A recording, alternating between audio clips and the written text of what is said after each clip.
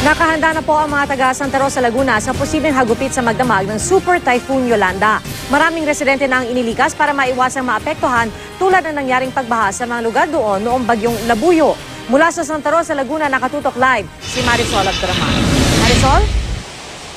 Alam mo, maghapon tayo nakaranas ng masamang panahon dito, partikular na ang area ng malakas na hangin sa buong probinsya ng Laguna. Sa katunayan, kahapon pa lang ay talagang pinaghandaan na ito ng PDRRMC at ang ating kinaroroonan ngayon sa bayan ng Santa Rosa, ang kanilang CDRRMC ay nagtalaga na at nag-deploy na ng kanilang mga personnel sa mga lugar na karaniwang nakakaranas ng flash floods kapag masama ang panahon at doon sa mga coastal area. Ramdam na ang sungit ng panahon ang puntahan namin ang Barangay Aplaya dito sa Santa Rosa, Laguna. Isa ito sa mga barangay na madalas bahain. Kahapon pa suspendido ang klase sa buong probinsya. Inilikas na rin ang ilang residente na malapit sa Aplaya.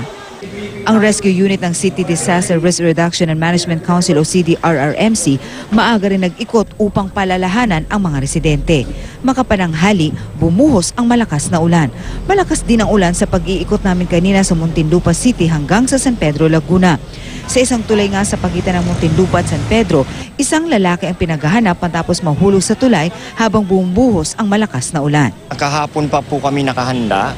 So lahat po ng sasakyan namin is ready to go. Nag-meeting na po ang council at in-advise na po namin yung mga temporary evacuation center namin. Marami na po mga bata nagkakasakit dito eh. Init, lamig, tapos ang hinihigaan pa namin is semento lang. Pia, alam mo, 6 PM kanina talagang napakalakas ng ulan na ating naranasan. Kaya nga, gaya ng inyong nakikita yan, kuha po natin yan, ilang minuto pa lamang ang nakalilipas. Halos mag-zero visibility na po sa lakas ng ulan na naranasan natin dito. Yung mga ilang lugar nga dito ay talaga namang nagkabuhol-buhol ang trapiko, at dahil hindi na nga makakita ang mga motorista dahil sa sobrang lakas ng ulan. Inaasahan na po ng mga residente na mararanasan nga talaga nila yung ganito kalakas, Kaya naman talagang naghahanda na sila, pero umaasa pa rin sila, Pia, sana na hindi na magtuloy-tuloy, pero unfortunately sa masamang balita, yan Pia, live na kuha yan mismo dito sa ating kinaroroonan sa Barangay Makabling.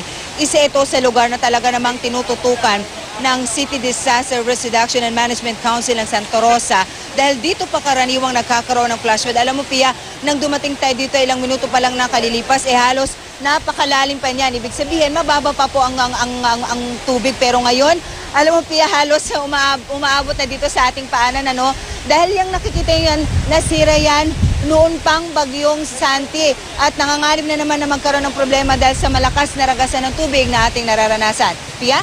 Naku, mag-ingat kayo dyan. Maraming salamat sa iyo, Marisol Abduraman.